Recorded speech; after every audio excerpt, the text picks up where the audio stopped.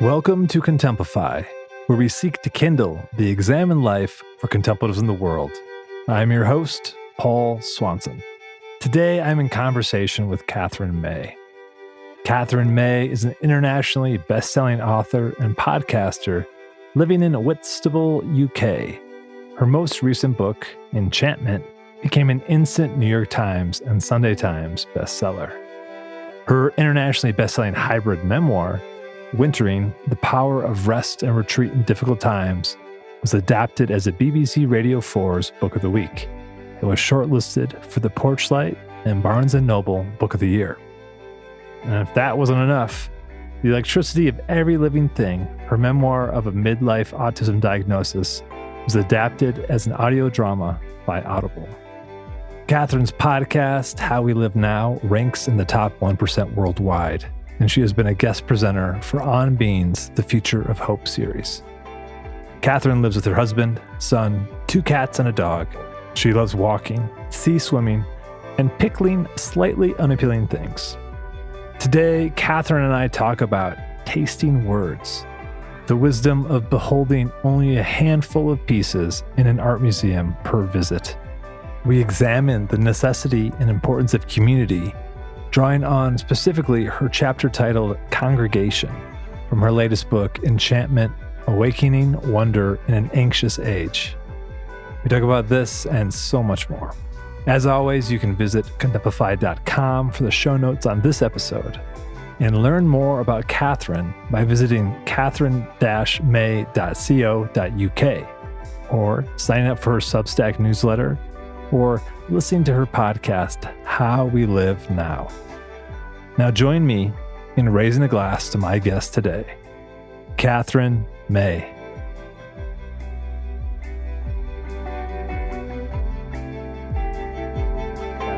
Thank you so much for being here today. It's a thrill and an honor to be in conversation with you. And as a way to begin, I always love to just ask, where am I finding you today? What is the context and location that you are in right now?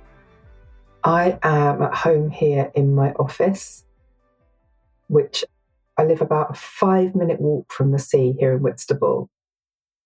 It's a really beautiful day, actually. There's blue sky. But in terms of in kind of time and space, I was on retreat all last week in Cornwall. I came back and I'm flying off to San Francisco tomorrow. So I'm a little sandwiched, you know. Yeah. Everything's been a hurry this week. I don't like to do anything in a hurry. And I'm just trying to sweep up all the weird loose ends that seem to occur before you go somewhere. So yeah, I'm like a little more frantic than normal, I'd say. Oh, I get that in-between space. Mm. How was your retreat? It was lovely. It was a group of writers. And I often run retreats, but I rarely get to go on them. I'm normally holding the space. Yeah. And I realized that I really, really needed just some time. It's just so rare for me to get it. So I organized this retreat and invited other writers so that we could talk about the stuff that we do backstage, because actually I really think the role of a writer's changed in the last few years, particularly over the pandemic. And lots of us are really serving communities who are in need now in a very real way. Like I'm beginning to think about it as a form of ministry. That's not necessarily a role that we intended to take. And I felt like we needed to get together and talk about that experience. And it was so much what I needed. I feel a lot lighter knowing that others are experiencing what I'm experiencing. Yeah, it was great. That's lovely to hear. And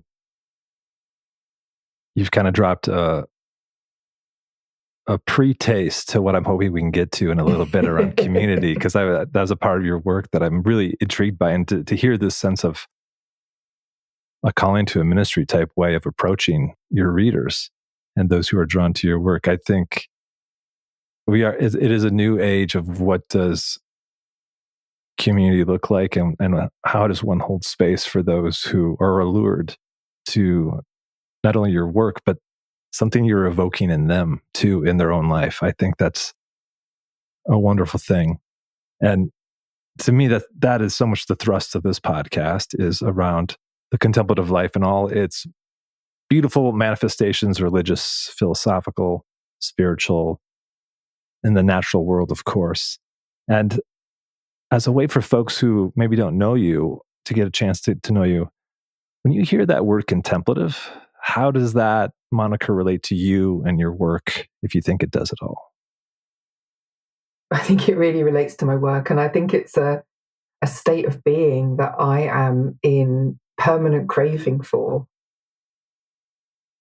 I wrote about it in Enchantment a bit, really, that kind of pull towards this life lived in quiet and reflection, a life lived like much more slowly, with much more space made to let everything land. As the mother of like a youngish child, that feels very far away from me. But I do have very long-standing nun fantasies, honestly, that I will one day get to live in some kind of monastic order where silence reigns. And yeah, it's a big question for me, really, how I can bring that flavour into my life by being obviously very much of the world, because it's so important that I'm present for all of those amazing family moments that are part of my life right now. There's a real draw towards the quiet, the contemplative. There's a real need there. Yeah, you said so well. My wife and I have two little ones, a 6-year-old and a 9-year-old. And so I am so drawn to silence and stillness and contemplative modalities of being in the world. And I'm also in love with being a father and a partner. And that what I love is just kind of the joyful wandering challenge of how does one live in a contemplative way with children. I think there's joys and challenges and mishaps and lessons along the way. Yeah, there's a real yearning there, isn't there, I think? And we tend to see children as entities that pull us out of contemplation.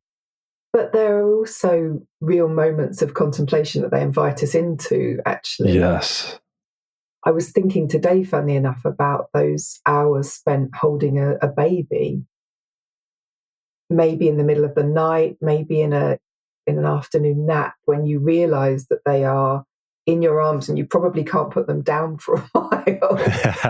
And I was thinking about that as a really, like, almost prayerful time when you were deeply engaged with that act of sustaining a tiny life. And I was thinking about that with some yearning, actually, I have to say. Yeah. But now my son's 12 at the moment, and he often pulls towards quiet space in a way that I've had to learn to respect. Like I wrote about this in Enchantment as well, that we, at the beginning of the pandemic, you're smiling because you've read it already. It's kind of everyone's favourite part of the book, but I took him out for a walk in the woods because I wanted to like teach him the names of the trees and be really sort of didactic in that sort of middle-class parent way. And after a while, and I was getting really frustrated because he was not paying any attention to me. And I was like, but this is so important. And after a while, he said, when I walk like this, I feel like I'm growing branches in my head. And every time you talk, you chop one off. I loved it. And we've used it ever since. Like he now says, Mom, you're chopping off my branches. But that really was pause for thought for me, because as someone who is really drawn to that mode of being myself, I'd failed to see that same pull in him. And I needed to learn to respect it. It was a beautiful thing. Yeah, what a line. And I'm glad to hear that it lives on in the daily banter, because it was so rich. Sometimes I get to say it back to him as well, but not quite as often, unfortunately. Yes.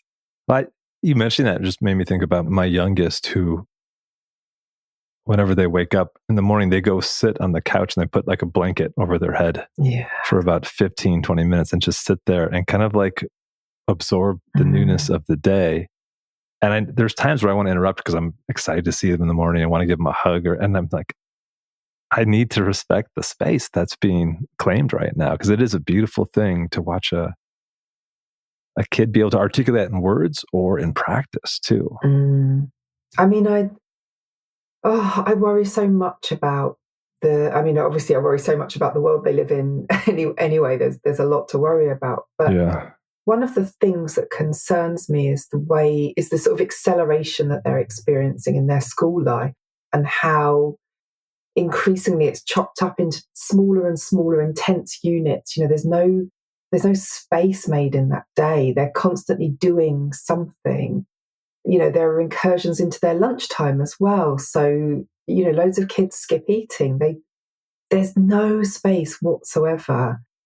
And I know I struggled in that environment, but it was much gentler in my day. And there was, like less electronic noise going on. There were no phones in people's hands. And it was slower.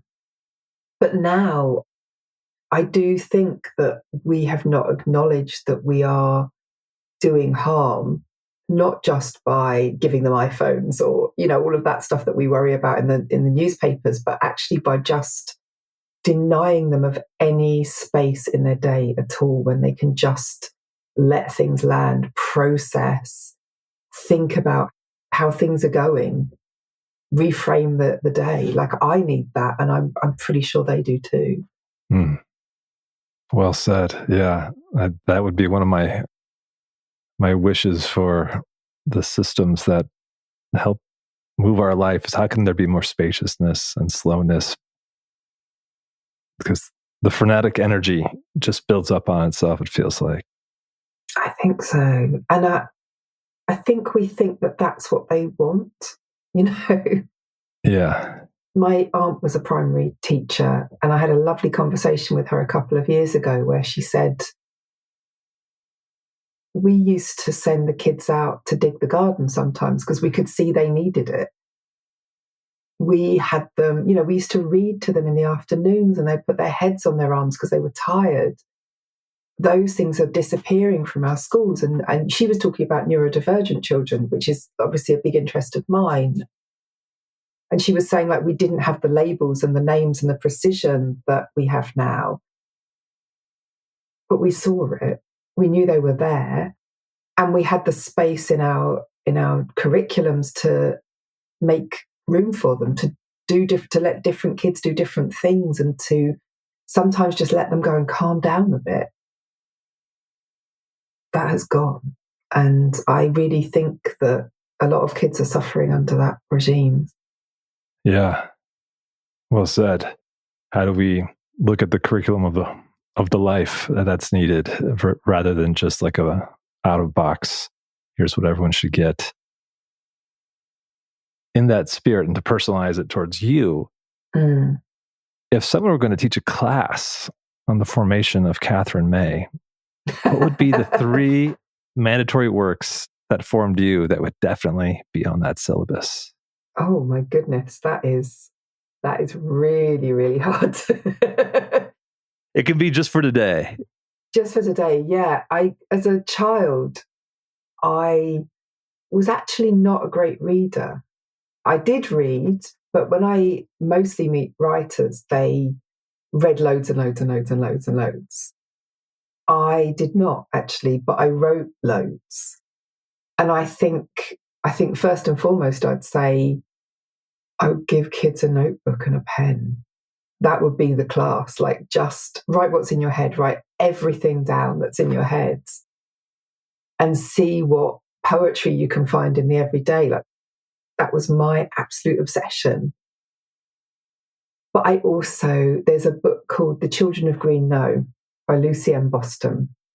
It's a children's novel, and it is this beautiful Christmas story. You can hear all the kind of themes coming in. It's a Christmas story, so it's set in winter, it snows for sure. And it's about a little boy who goes to stay with his grandmother in her big grand old manor house and meets all the ghost children that lives there and plays with them.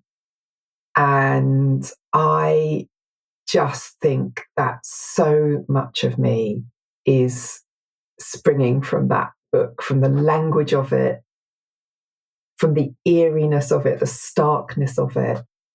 But it's also full of, like, when I read it again as an adult, beautiful consideration of what it means to be alive or dead, and what that kind of, what those ghosts mean, that they're there.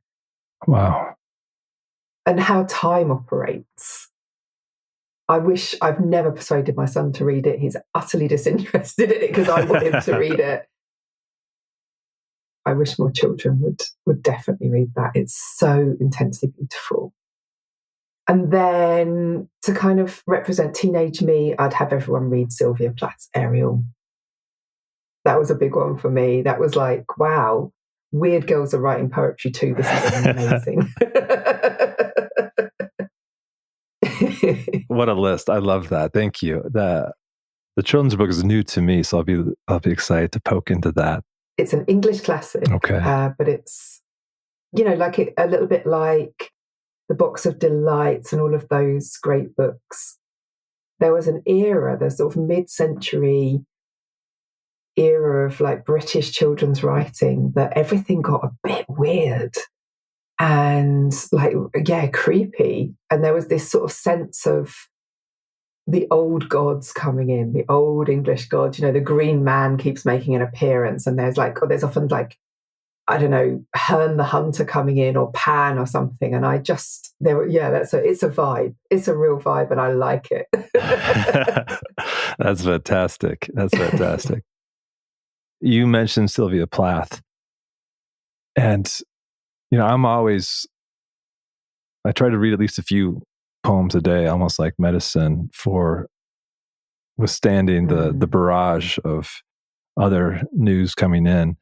Is there any poem of recent that has touched you or cracked you open that you wouldn't mind sharing the name of, or how it worked itself on you?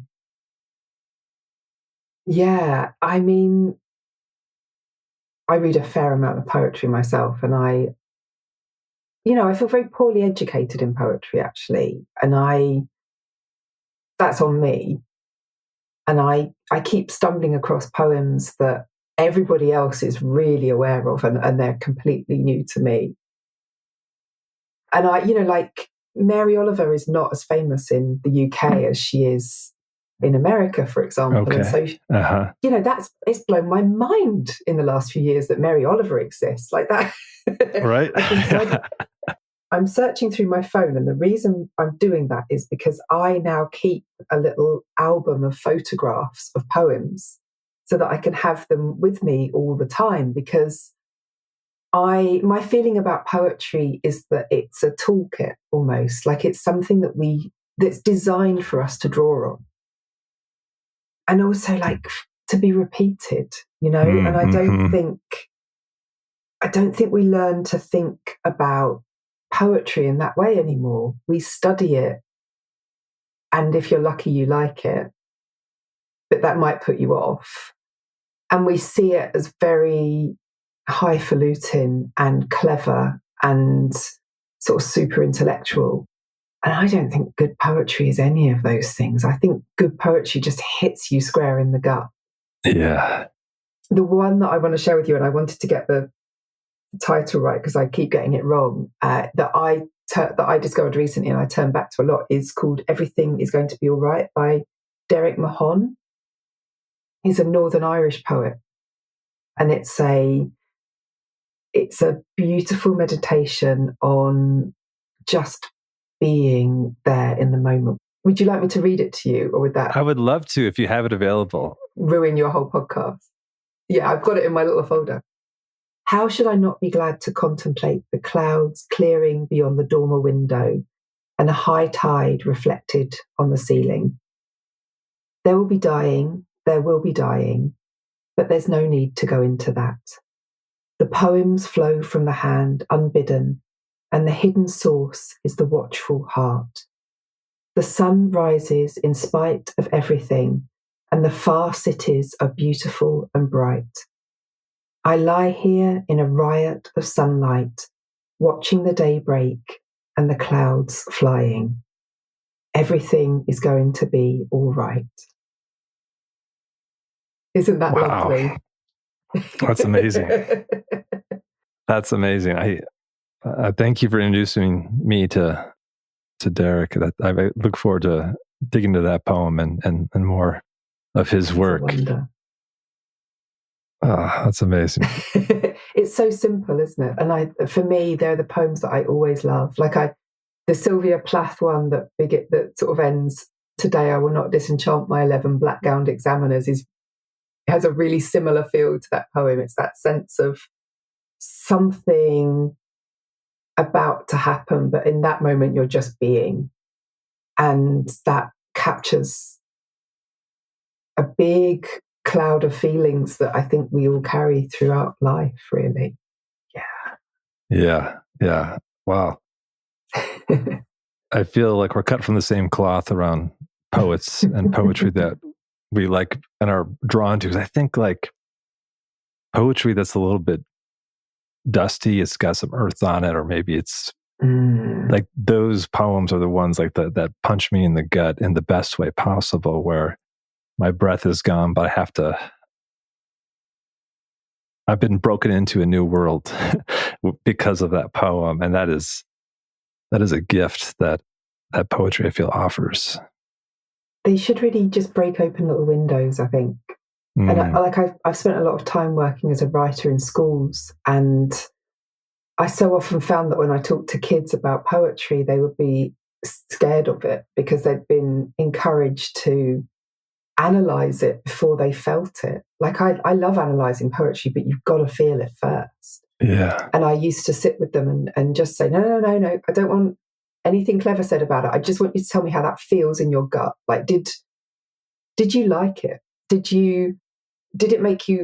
it give you chills? Did it give you tingles? Like, what did that do? And what about this word? Like, how does that, let's taste that word. We used to do word tastings. We'd I sit like and that. chew for a little while. And I love I wish we taught that before. I wish we had the confidence to teach that to children before anything else. Like, find a poem you love and carry it in your pocket and learn it by heart. And then you'll always carry it around. Like, that's all you ever need to do. If you want to go past that, wonderful, but you would have given children something if you give them that. And adults, you can do that for yourself now, guys. That's a choice you get to make now. Yes. I am a big fan of the spiritual practice Lectio Divina, and using, obviously, sacred text is beautiful, but also using poetry to chew on it and to let it just, the word tasting is not going to be a part of my language. So thank you for that. The way that when you allow it to just settle on the tongue and you have to digest it is, I think some magic can happen in that way. Well, and of course, Lectio Divina emphasizes repetition, reading over and over again.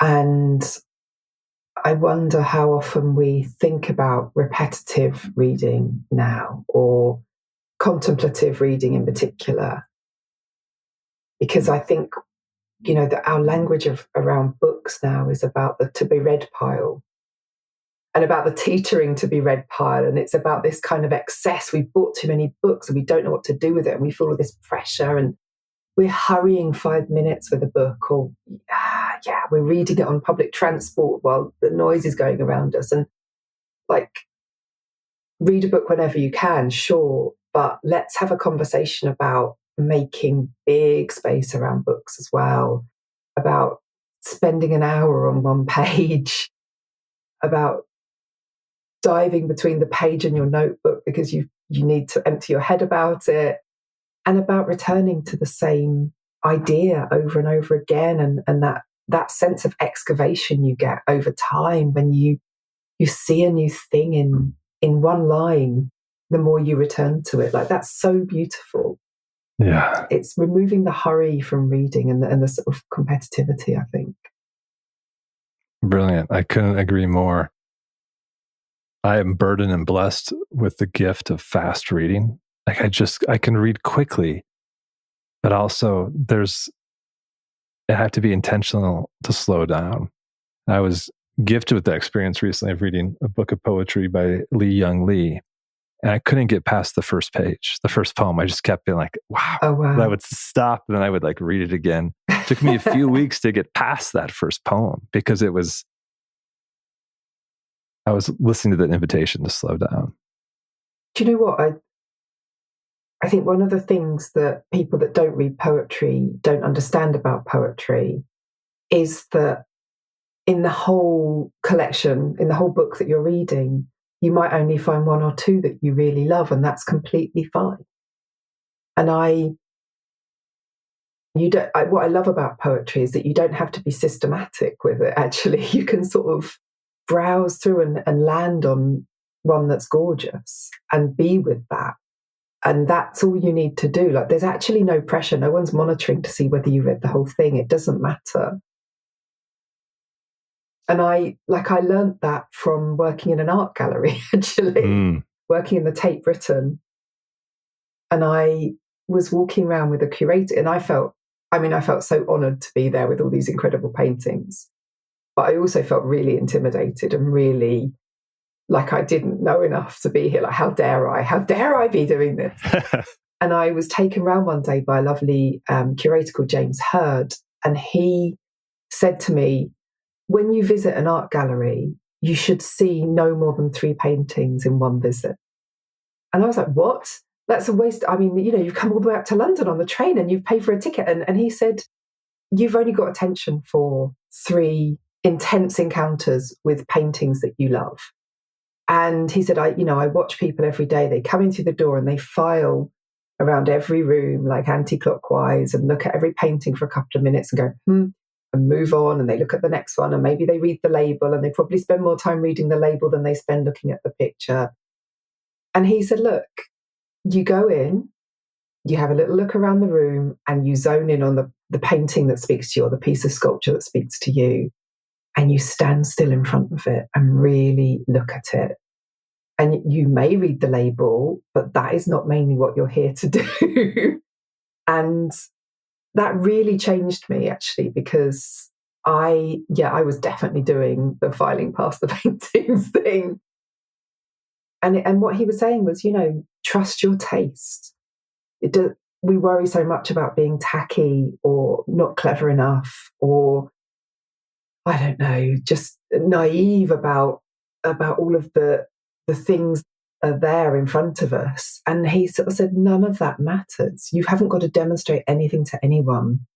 What you deserve is this beautiful relationship that you can form with a piece of art. And it really has stuck with me. And I apply it to poetry now, yeah. Oh, that's beautiful. What a gift from a curator to be able to, and for you to receive that and then apply it to other aspects of life as well. That's going to change the way I show up at the next art museum I go paintings, to. Because that's it. That's your lot. And it makes sense, right? Because there is like that kind of museum hangover when you've been there too long, you've absorbed too much, and you're like just foggy and you just want to leave, but like you're trying to get quote unquote your money's worth. And like that's not the point. Isn't that an interesting notion? Yeah, that your money's worth is quantity. Yeah. And we know that people often spend longer in the gift shop than they do in the gallery. And right. like that's us. That's us. We want a pretty thing to bring home. But we don't feel secure to stand still, because people would see us standing still and that would feel weird. And we're not sure that we trust ourselves to really get it. And we can. I know that because I spent a long time taking kids around galleries saying, no, I'm handcuffing you to this painting, stand still. There's a lot to see. And you'd watch them look through layers of it. And I would learn a new thing about those paintings every time I looked at it with a group of kids, because they spot detail, they understand things about it, they read stories into it, and it's really beautiful. And I now am a very scant gallery observer quite often. That's great. Well, I'm excited to talk about your book because I feel like in the way that you just invited us into approach art museums with a sense of spaciousness, I feel like your book does that to the containers it holds for not just how you structure it, like with the four elements, but then each chapter holds a sense of spaciousness that, I mean, I felt like I could have read it out of order. I didn't, but like I could have, and I would have been able to just receive the gifts from it. Okay, well, the secret is that I never write it in order, so you almost certainly could read it out of order. I love it. We're revealing secrets here. And the title, Enchantment, Awakening Wonder in an Anxious Age, is so beautiful, and I think really encapsulates, obviously, the spirit of the book. And as I was thinking about it, I think about when we're not in control, but we clamor for control, we create buckets and buckets of anxiety that we splash on ourselves and spill onto others and just kind of spreads. And I think, as you talk about, like the pandemic did this in spades for legitimate reasons about fear and what was happening, but also just the ways in which we can kind of crank up our own anxiety when we're disconnected from self, others, and sometimes we can't control it otherwise too. But awakening wonder is such a natural antidote for a part of a way to respond to massive anxiety. How would you describe the relationship between anxiety and wonder? Oh goodness, I think they're much more intertwined than we probably want to admit. And I think wonder is the great queller of anxiety. It's a leap into context, I think. When we experience wonder, we see ourselves in the context of a bigger, wider world in which we are actually very small. And wonder takes us into the space of humility. And what humility does is relieve us of a whole load of the stuff that's causing our anxiety. This isn't the cause of all anxiety, but for so much of us, we're expecting great things all the time, like optimal performance in all areas of life at all moments. And it's not possible. It's absolutely not possible. And therefore, we get eaten by this anxious sense that we're never good enough.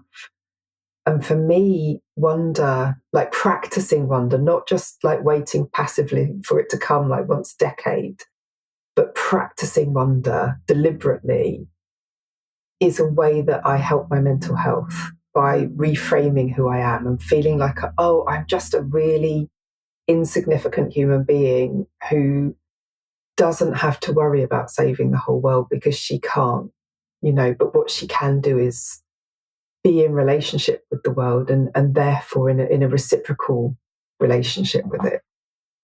So yeah, for me, they are really important as a relationship. But also, I think what I really notice is that we're often anxious about our ability to feel wonder, or whether wonder is a legitimate thing to want to feel, whether it might, it's a bit tacky, it's a bit light. It's not the business of a serious person who should be shouting at people on Twitter about, X, I will never get there, about what's on the news. Like, that's what a serious person does. And an unserious person feels wonder because they're not engaged. And I don't agree, actually. I really don't agree. Yeah. I think we need this. I think we really need permission to think on a different level, because we cannot carry on functioning in the way that we're trying to function right now, which is this constant sense of urgency and threat. Like, if that's visiting you at your doorstep, then bless you, and you have to do that. But for most of us, we're actually feeling this like precognition of threat, this terror of impending doom that isn't there yet. And it's not going to help us to deal with whatever comes. We're just more exhausted when it comes. And so, yeah, it's about finding a way to recharge. Yeah. Thank you for saying that. And I think one thing I learned in thinking about this in relation to your book was the relationship to attention, to both anxiety and wonder. How I feel like anxiety kind of takes attention, steals attention, and wonder kind of expands it.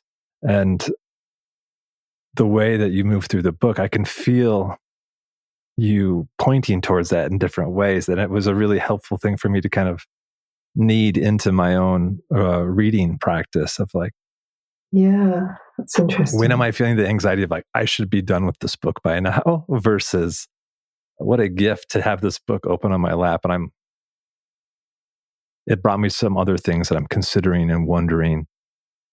It is like an invitation to the practice of wonder. Yeah, that's a really lovely way of thinking about it. And I really observe now. I lay my attention on my attention. And when I'm paying meta attention, what I really notice is that when I'm anxious, my attention is constantly being stolen by the anxiety itself. And so I'd be mid-conversation with my son, and suddenly I'm elsewhere. And it's a thief. It's an absolute thief. Or I'll reach to my phone because everything suddenly feels overwhelming, and the most soothing thing I can do in that millisecond, is pick that up, and then I'm in Instagram, and then I'm upset about something else, Yeah.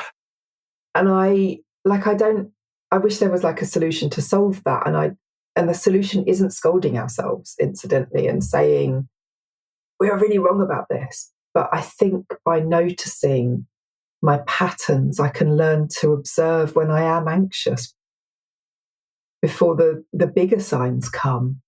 And that often manifests in a slipping of attention out into an imagined future that hasn't happened yet, where I'm already arguing with somebody, fighting for my rights with whoever it is that's impinging on them.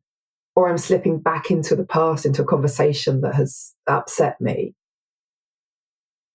Anxiety just drags us out of living. And it's a really hard thing to live with. It's a really painful thing. And therefore it degrades our relations right in that present time. So yeah, that laying of attention always really reveals, I think, interesting things. I'm very into attention. I think a lot of my writing is just about attention, really. Not getting attention, but paying attention. Yeah. Yeah. I can see that, the paying attention, and what you just said a moment ago about how anxiety can degrade our relations. And I think, to the many layers of relations. And as I was thinking about this conversation, and there are so many portals of possibility that I knew we could go down. And the fact that you mentioned that we've been talking about attention, that you mentioned at the top of our conversation about this sense of almost ministry to your readers, and that kind of community that forms around that. You have this lovely chapter in Enchantment called Congregation, which is one of the chapters that I enjoyed pausing with and thinking through my own relationship to communities and self. I think similar to you, I'm kind of naturally lean towards the solitary or intimate friendships, and also know the gift of accountable community. And that's where I've been kind of striving to put more energy, striving is the wrong word, welcoming to put more energy and attention there. I want to read back to you for a second, just a quote, and then have a question about it. So you're talking about this kind of longing for community, and you say to reflect and contemplate, to hear the ways that others have solved this puzzling problem of existence. Most of all, I want them to hold me to account, to keep me on track, to urge me towards doing good. Holding spiritual belief on my own is lonely. I want to be part of a group that makes me return to ideas that bewilder and challenge me. And this is one of those paragraphs that's underlined, exclamation point starred next to it, because I have a relationship with this chapter very deeply. I think it's a beautiful invocation to kind of the loneliness I think many of us feel on this spiritual journey in search of accountable community. Yeah, I think a lot of people are there right now, actually. It's interesting. I'm really picking that up as a theme from loads of different people. And from my own perspective, I have never been a member of a church. I've never been a regular member of a congregation. I come from parents who are atheists, and I sampled it because I sang in choir. And I did that all through school, but then I also at university sung in my chapel choir, which was like a huge commitment. And I sang 2 even songs a week and then a rehearsal to do the music. And that time I spent in chapel, although I didn't relate to the religious beliefs and often found them quite alienating in lots of ways, I did love the sense of rhythm, the sense of coming together, for that warm feeling of coming together to be prayerful or to worship is something that's just missing from loads of our lives. Mm-hmm.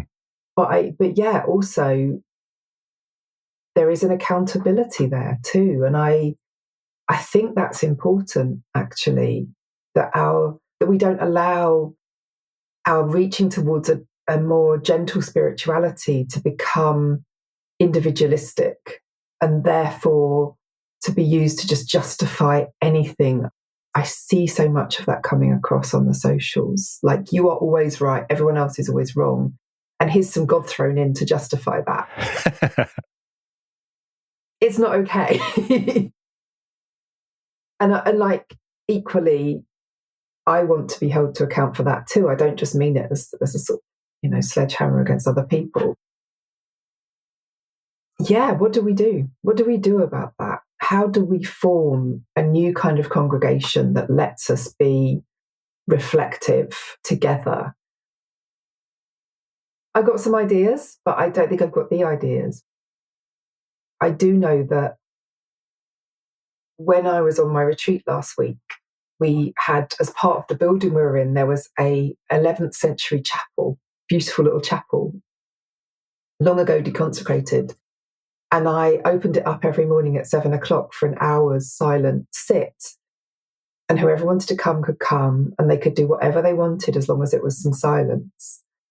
And I experienced there that a thing that I've experienced so many times in my life, which is that there's a quality to shared silence, to shared intentional silence. It's different to doing what I've always done, which is sitting on my own at home, meditating or reflecting or reading.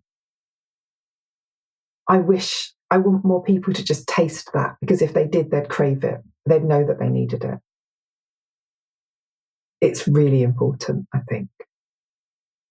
Yeah, I'm with you. That's so beautiful that you did that on your retreat. Part of the practice communities that I'm a part of, during the pandemic, we shifted to Zoom as a way to practice together, which is great, but it's not the same. Not the same as sitting in silence together. So I resonate with that.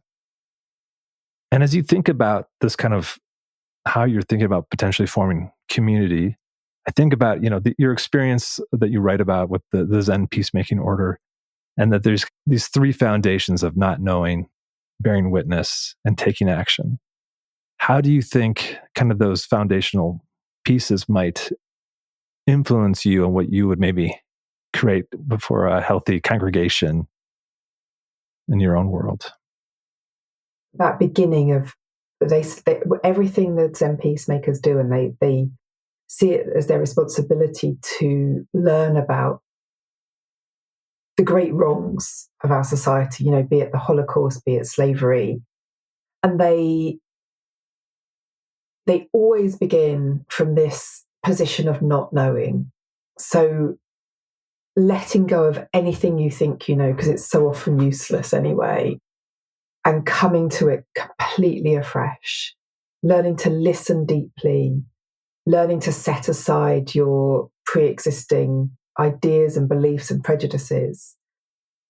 And only then can you truly bear witness. And that is I think that flips so much of what we think we know. Honestly, we praise ourselves for bearing witness to these awful events that are paraded in front of us the whole time, and it's hideous, and it hurts us. We are in pain because we cannot bear it, and we feel so helpless and disgusted and and angry and all of those emotions. But to reverse that and to say, before I witness, I'm taking a position of nothingness, is really radical. It really helps us to listen that little bit deeper, to witness things that we otherwise would not witness at all because we think we know about them. To see complexity, which we need to see, even though that makes these things really complicated and difficult. And to hear the other side, because that's what we need to do. I loved the time I spent with the Zen peacemakers. They were really extraordinary. And I went on to think about how I could join a regular congregation like that. And in fact, I've been attending Quaker meetings recently because I think in my own backyard, where I can be there in person and not on Zoom, because I do think that's a different kind of relationship. But that's the closest I've found. And Quakers sit in silence together for an hour. And they do work from a position of not knowing. They have no liturgy in their services. They don't really believe in being preached to or instructed in any way or even led. They have a completely flat organizational structure. They have to figure out how to get along in that. And to do that, they have to come from a position of not knowing. And it's a really similar belief. And it's been very interesting for me to turn up to that congregation every week, even though I'm not someone that likes turning up to things, committing myself to that. And in fact, what I've found are a lot of other quiet people who nevertheless realize the huge value in gathering and the huge purpose that can be found and the genuine good that can be done when we do it. That's lovely to hear. And how that's been an ongoing unfolding for you in silence and congregation and bearing witness. And, I was thinking about my own little nuclear family and yours. How do you approach that sense of congregation with your little unit, with your husband and son and animals and many animals, all the things? Currently a cat, a dog, and a lizard. Perfect. I have a lot of grief about that actually, because we are the smallest possible nuclear family unit, really, and I felt that when I was a child, I was part of an extended family. And now I don't think my son does have that experience. My family used to gather, like my mum and her sister, my grandparents, we two cousins. That's not loads of us, but it's definitely bigger than anything else. We used to get together every Sunday for Sunday lunch. And it was boring and it was repetitive. And it's the thing in my life that I miss the most. It was this beautiful touchstone. And now we're scattered. Everybody lives in a different place. And I didn't have siblings. I have step siblings, but we've never lived together. So we don't feel that closeness. We get on, but we always joke that we're like three separate only children. And we don't know how to be brother and sister. We're rubbish at it. Unfortunately. No matter, and you can't fake that relationship even if you want to. Like, we like each other, we get on. It's not the same as having grown up in the same house. So I've produced one child. My cousin's produced one child. So we're sort of dwindling, and that for me it gives me a sense of huge grief. I really think if families are good to each other, and I'm certainly sure that they aren't always, like my husband comes from a very different kind of a family, but the value of those bigger relationships and that sort of amazing sense of rootedness it can give you is something that I've lost. And I can't fake it. I can't remake it. I can't produce it. There's no babies left in me. And even if there were, they're still, one of the reasons I haven't had more than one child is because I haven't got a network around me that lives nearby that can support me. And that was something that I felt so strongly when I had my son, was how suddenly it felt like our lives was very private. Whereas before, we'd been in and out of houses with our friends, and then suddenly we all settled down and had children very separately. Yeah. And we now have good friends who we are much more entangled with, but we've had to rebuild those relationships. And I just think in general, there's this tendency for us to separate, and to then, there's this, I don't know, sociological phrase from the 50s, create the privatized nuclear family. It's behind closed doors. And we think that's a virtue, but what it actually means is that we are isolated and we don't see each other. For me, that's a real mission. Like, how do I have to create my family now. How do I create and maintain that and live intertwined rather than live separately? Well said. Well said. And what you were just sharing about that sense of rootedness one can find, or in that type of expansive family, in this chapter, you sandwich it between kind of stories on swimming and this swimming with a friend and then with your grandfather. And there's something I found so grounding about, because I love to swim. I grew up in a lake country in the States here. And so there was a lake behind my house. So before school, I'd go swimming, and all those, the luckiest thing in the world. And there's something about water that is so, you feel held and beheld. And how do you see water as almost like the ultimate congregation? That's part of what I took away. How does water sustain and hold you like a congregation of the natural world? Yeah.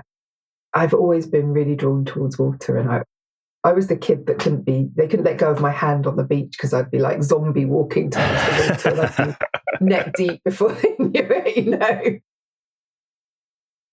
Yeah, for me, it's a gut response in lots of ways that I think, and not everyone is drawn to water in this way, and particularly wild bodies of water, but I need it. It gives me this sense, as you say, of being held, but also water is about this fluid joining together of a whole planet. When you're in a body of water, you feel in some way connected to all the other water, it's full of possibility. And I think as I get older, that takes on more symbolism. And I wrote an Enchantment about noticing finally how the tides behave, and really, really thinking about what that means. The moon is pulling on this vast thing that is the sea, this unfathomably vast thing. And when we see the tide rise, we're seeing the pull of the moon. And I never understood until I did the research for that book that the tide does not go in and out. That has nothing to do with it. That what we're watching is a massive wave that is traveling around the world in concert with the moon. Wow. And what an incredible vision that is to hold in your mind. For science's sake, I have to say that there's also a bulge at the opposite side of the planet to the moon as well, because of the lack of gravity. It's confusing. On one side, it's the gravity. The other side, it's, there's nothing holding me in place. I'm going to bulge anyway. Try not to worry about it. Either way, when the tide is high, that's when the moon it's the movement of the moon. We're witnessing our place in the solar system. And isn't that just extraordinary? That's real connection. And that takes me back to the point you made about practicing wonder. That's how you practice wonder. You learn about stuff. It's not divorced from science. It doesn't make you a kind of weird moon unit. It is it is instead about actually engaging with what is there. And the more you engage, the more wonder you feel. You can't help but feel wonder about how the tides are moving. It's magic, but it's a very grounded, very empirically based magic, which is the best kind in lots of ways, I think. No one can argue with that magic. Amen. I love that. And what a note to end on. You've dropped us off the doorstep of enchantment here with that. And that's so lovely. I hope everyone listening reads Enchantment. It is an incredible book that we dove deeper into one particular chapter, but there's so many ways we could have gone. So thank you for doing that with me. And as a way to close, I always like to ask our guests to keep it embodied, to keep it grounded in the real. If you were going to pair this conversation with a drink, what would be your drink of choice and why? Oh, well, I would drink some of your lake water. Yes. It's probably a bit of a naughty habit, but I do like a little bit of a taste of the water I'm swimming in. And I do now have a filter that lets me filter the water so that it's maybe not quite so risky to my immune system. But I just think it's a lovely way to connect to a place, is to drink the water that you're swimming in, walking by, listening to. That's real integration, isn't it? Yes. Perfect answer. That's great. Thank you so much, Katherine.